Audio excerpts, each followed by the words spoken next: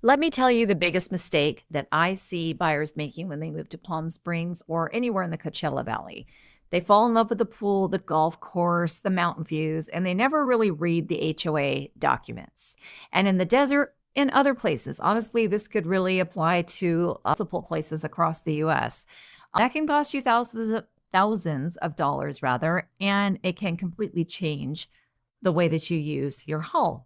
So if you're relocating, if you're buying a second home, if you're investing here, this video could save you from a very expensive or even just unpleasant surprise. So I'm Lisa Angell, and I'm with LPT Realty, and I have been doing real estate for about 27 years now, and I'm here to help you navigate the desert.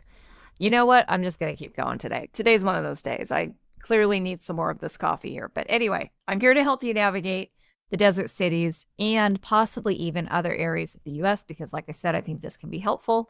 And, this is going to maybe help you not have to worry about some of those things of like, oh, I wish somebody would have told me that kind of moments. So hopefully this helps. So let's go through buying, I don't want to say mistakes, but just things that you should be looking for.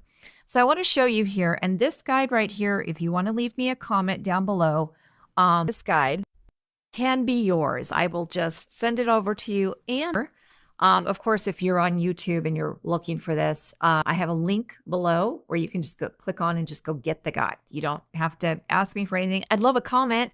I'd love a subscribe. I'd love a thumbs up because, honestly, that really does help my channel.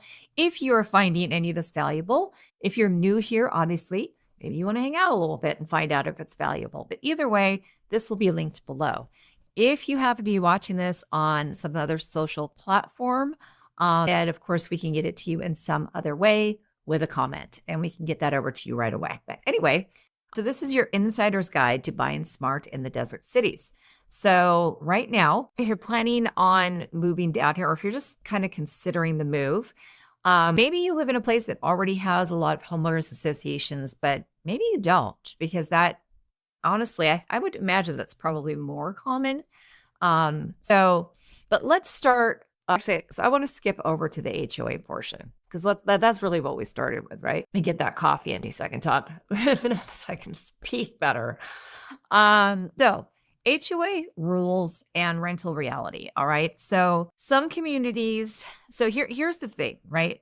If you are going to be buying the property, the one thing that I see, because the homeowners association documents are massive, right? So you're going to get this big file of different things to read through, and it's just going to be like, and half of it's going to be just, the bylaws and how you're supposed to vote and how many votes you get. And hey, when the builder's building in there, what are the architectural guidelines and stuff that really at this point does not apply to you.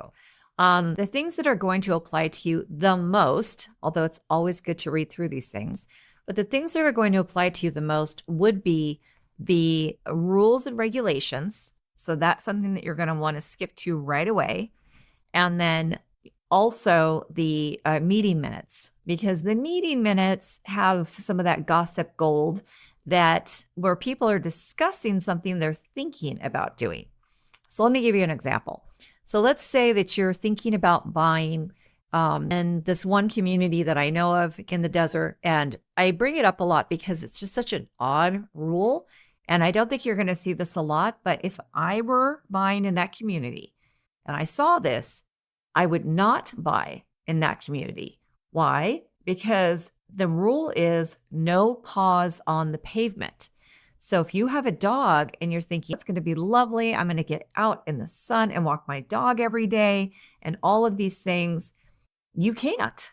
For whatever reason, the Homeowners Association saw fit to decide that you can't walk your dog in the neighborhood. That is so crazy to me. So to me, maybe somebody out there is going, I love that rule. My God, I hate when people are, perfect. This is your place, right? For me, as a super dog lover, I couldn't live there. There's absolutely no way.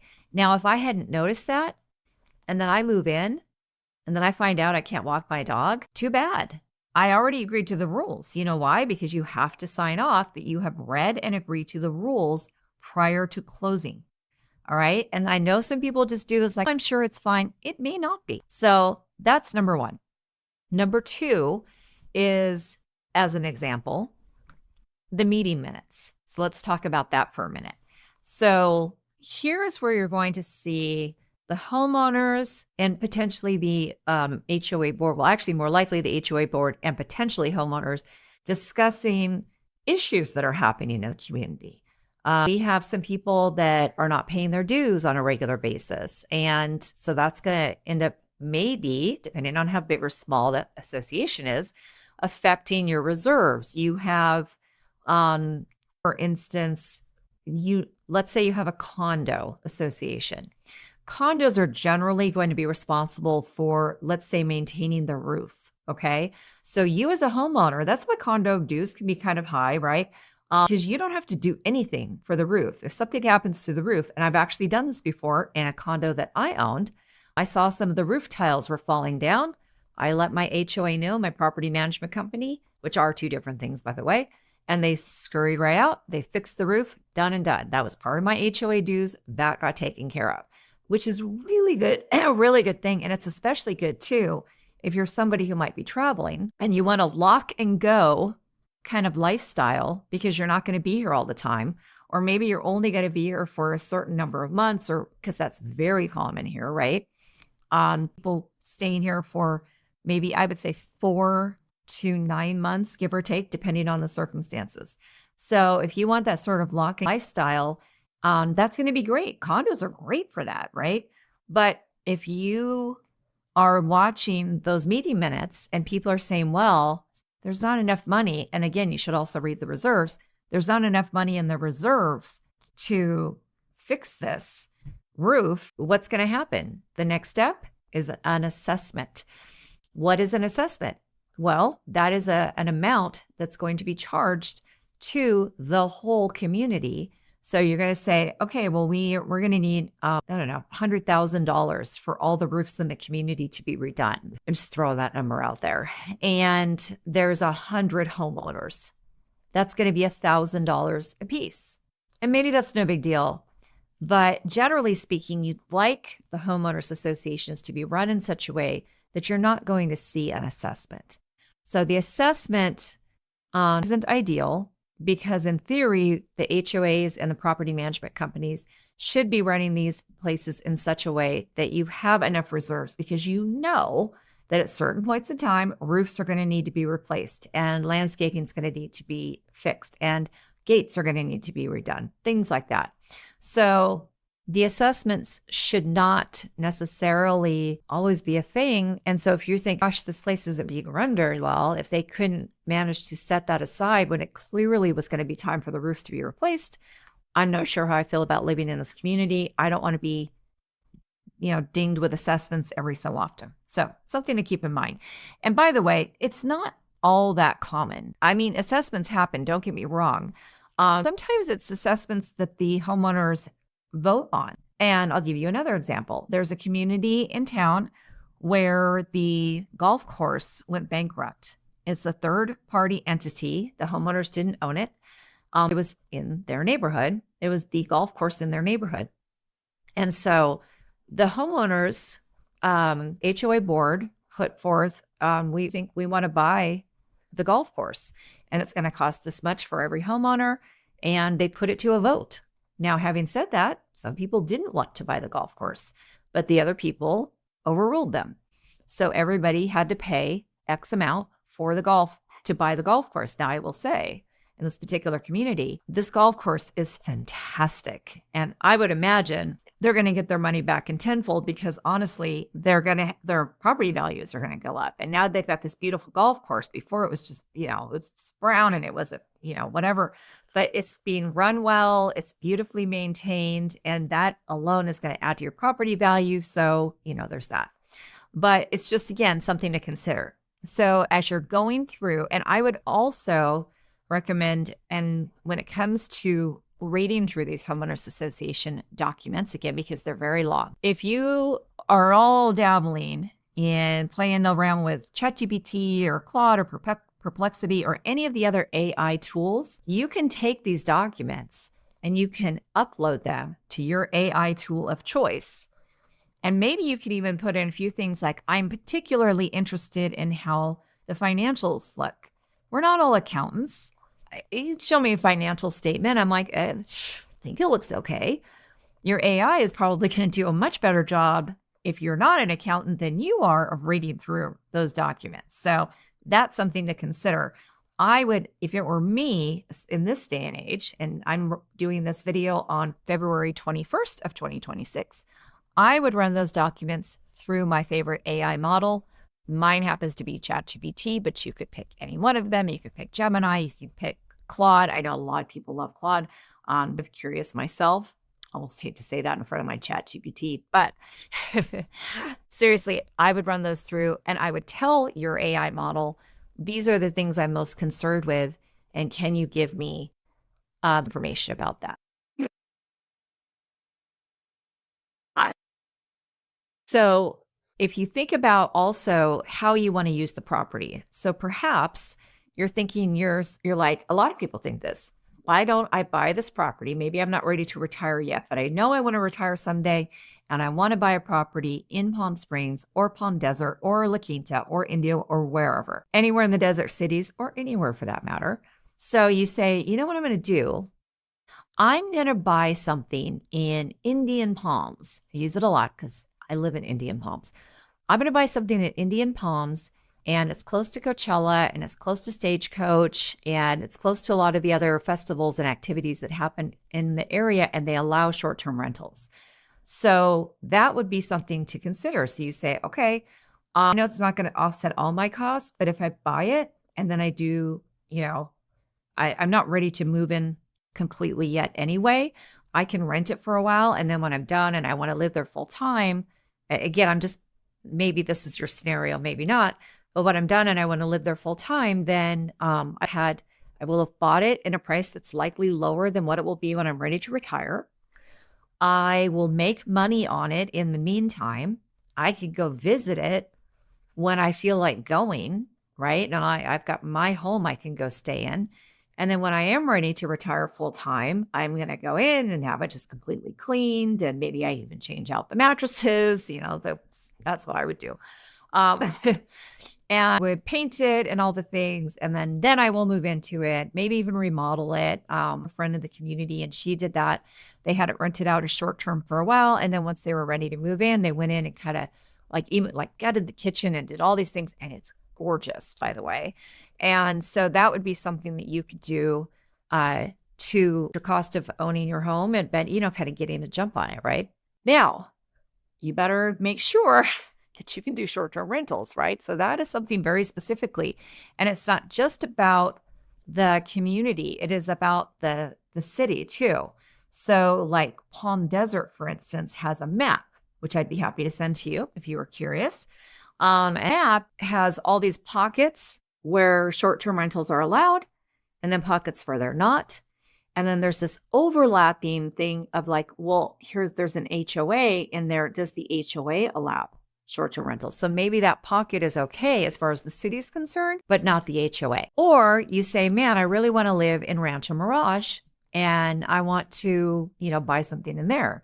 Well, that city used to say, yep, that's fine. Short-term rentals are allowed if your HOA allows them. And that was kind of the blanket rule. But then a few years ago, they changed their mind and they just said, nope, no more short-term rentals. Period. End of story. It's done. Maybe too many parties door. I don't blame them. I don't like those either. So you got enough of those, and maybe you're on the city council. Maybe I don't know why. If that's why they did it, I'm just saying I could see it. So anyway, first, all of this is just, it's not legal advice or anything like that. I'm not an accountant, obviously. That's why I want my AI to read through, the financials. I'm not going to bother my CPA with them. But I think that these are kind of common sense things to be aware of and looking for. So again, pet restrictions, pause on the pavement. I can't get over that. Pace. Also, here's another interesting one. 55 and over communities. I know, and it actually wasn't here in the desert cities, it was another area. I know of some buyers who bought in a 55 and over community, and somehow nobody caught it, and they weren't 55 or over. They were in their 30s. And so they bought this place, and then the other residents in the community were just hounding them, like, you have to leave. Like, I actually can't believe the title company or escrow didn't catch that, but they didn't. So we can even see like it maybe getting past like in the agents or something like that. It wasn't as common in that area to have 55 and over communities, but most of them actually do have these affidavits that you have to sign that say that you are in fact this old or older or whatever. Somehow that didn't happen there, but then those people basically had to move out. They had to move out. So of course they're going to sue people. I would, if I was led to believe that I could move into this place and all of a sudden, like I literally couldn't live there. And, people were banging on their door all the time. And this kind of sucks. But I'm like, geez, you guys, it wasn't their fault, but they're banging on the door. Like, it's 55 and over. You have to move. And they're like, we know we just bought it. Like, we're going to turn around and sell it. We're going to lose money or all the things. Right. So, and a hassle, I can't even imagine. Anyway, things to keep in mind. So let's move on with some of the other aspects of this. And by the way, this particular brochure I guess it's a brochure. It's sort of just an informational piece, if you will. Again, it's going to be linked down below, so you're more than happy to get it. If you would like, though, if you can't get the link for whatever reason and you want me to just email it to you, just let me know so I can do that as well. So let's talk about some of the other things that I go over in my home buyer's guide, right? So high season. So we're a little different here. So a lot of people talk about, put their homes on the market in March and April, and then, maybe May, and then they're moving in June and all the things, right? A lot of that revolves around school and stuff like that. Well, we're not a retirement community in the desert cities. We have all ages here and all the things, but we are a worldwide retirement destination. And so a lot of people, much like Florida, choose Palm Springs and portions of Las Vegas and Phoenix as their places where they would like to land when they're ready, right? And our high season is November through April, right? Like a lot of places, we do tend to get a little bit quiet right around Christmas, but not always. I mean, I had multiple transactions going on through the holidays this last year, which is great. But the point is, it's just not quiet. Don't just expect that because you put it on at a certain time, as far as your listing is concerned, or you want to buy at a certain time, that it's going to work out exactly what you think. So we have more competition at that time. If you are a buyer and you're thinking, if I want to go down in the summer, well, it'd be good if you came down in the summer, especially if you want to be here as a full-time resident, or even think you might be some years, even if you aren't in others, and see what it's like. I will tell you, I don't think it's that big of a deal. I mean, people talk about it like, and I did a little funny video about it too. It's like people talk about it like you're going to live on the moon or something. It's like, but nobody really talks about Phoenix or Las Vegas that way. And we are all kind of similar communities, right? So if you're like, of course I'd Las Vegas full time and Phoenix or whatever, but not here, it's the same. It's the same. If you've been to Phoenix or Las Vegas in the summertime, we are basically the same here. There's sometimes we're a little hotter. There's sometimes when they're a little hotter.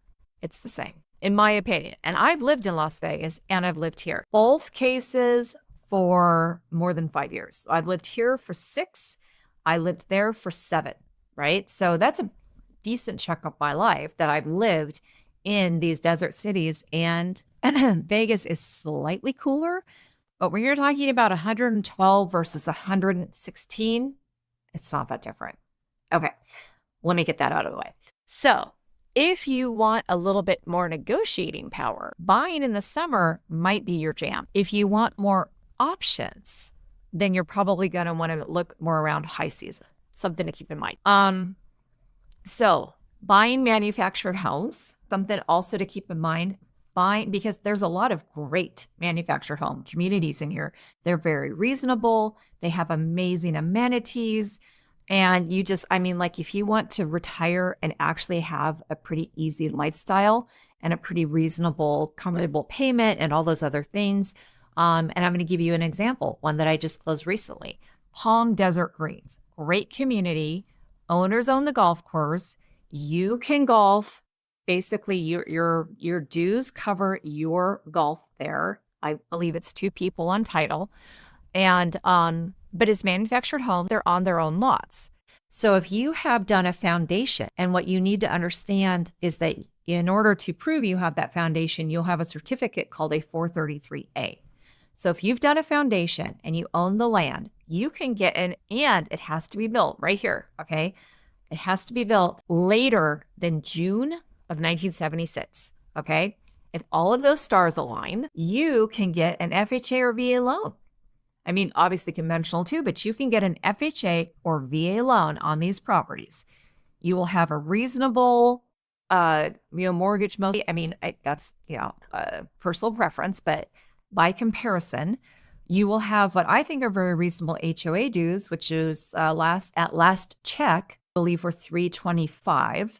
You have golf, you have pools, you have community center, you have tennis and pickleball. You all guard gated, by the way, all of the things. And it's a beautiful community. They keep it up really nice. You get all the community landscaping done with that too. And it's a great community. So it's just something to keep in mind. So don't you need, millions of dollars to move down here. You can move down here and enjoy your life and not have that big of a payment. So something to keep in mind. We also have of leased land. So this is local mortgage, the people that I refer as far as mortgage are concerned are people who obviously are licensed in California, but even if they're not directly living in the desert cities, they are understand it because they have enough deals here.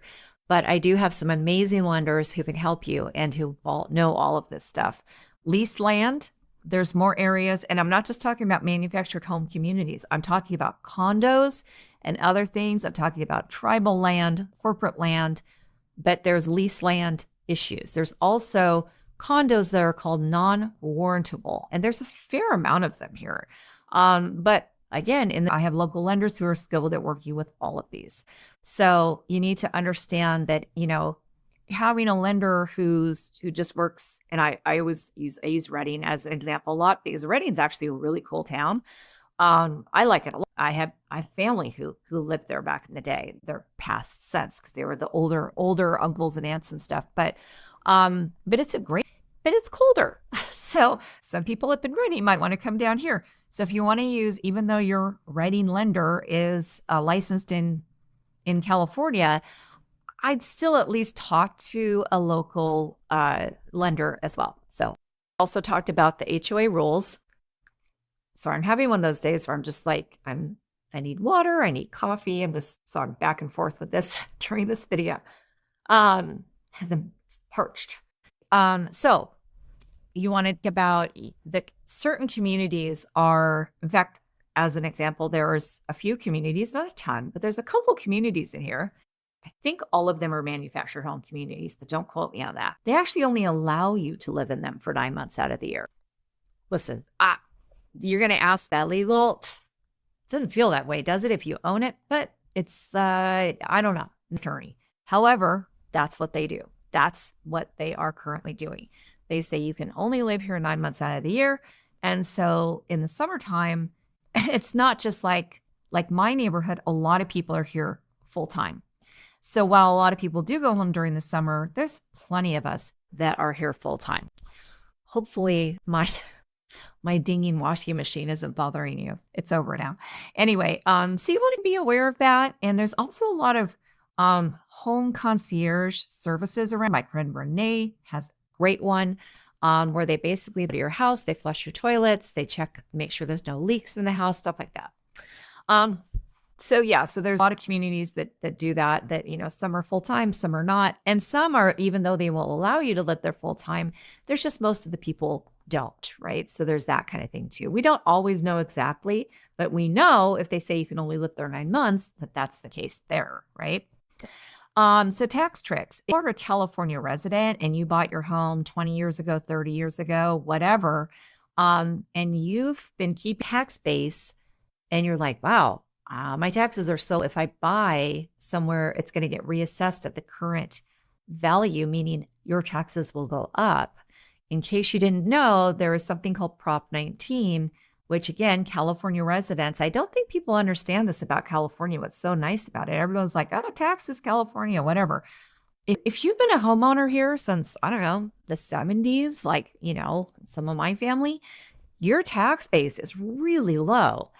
And you almost don't want to buy something else because it's going to pop right up. But you can take it if you are primary residents. Again, talk to your CPA because they need to look at your individual situation.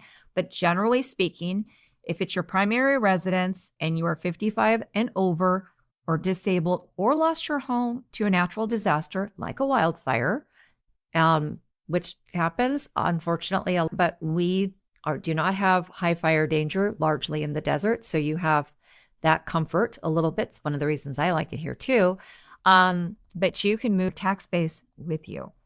You can do it usually, again, check your situation, but you can do it up to 3 times and you can go from any county to any other county in California. So it's a nice thing. That could save you thousands of dollars in and of itself. A couple other things. So there's 2 different companies in the Valley. There's the west side is SoCal Edison. The east side is IID or Imperial Irrigation District. IID tends to be cheaper. SoCal Edison's is more solar friendly. I'll let you, I have a whole other video about that, which I would recommend watching that one to go into that a little bit more deeply. So at the end of the day, let's talk about the fact that you've got all these different things, and there's probably more, right? If you have specific questions about any of these, I would love to answer them for you. I'd love to make this an easy, I guess moving is never easy, but a relatively stress-free and easy scenario for you. And if that is something that you would like, you can always reach out, right? I've got all sorts of links where you can even just schedule a quick time with me. You can just get on a Zoom. We can chat about what makes sense to you. Even just like thinking about moving down here and you just want to ask me a few questions. I'm more than happy. Schedule a Zoom. I'll pop on with you. We'll talk about it. Good to go. So anyway, I hope you've enjoyed this video. Again, I would love a comment, a thumbs up, a subscribe. I am trying to grow this channel because I would love to help more people really understand the Coachella Valley and moving here and have it be a less stressful situation, right? I want to give you all the information because I find that information and knowledge is power and confidence. So that way you can feel that confidence when you're making this move or even considering making this move. So I'm Lisa Angell with LPT Realty, and I'm here to help you live your best desert life. Thank you again so much for watching. I really do appreciate it. Have a great day.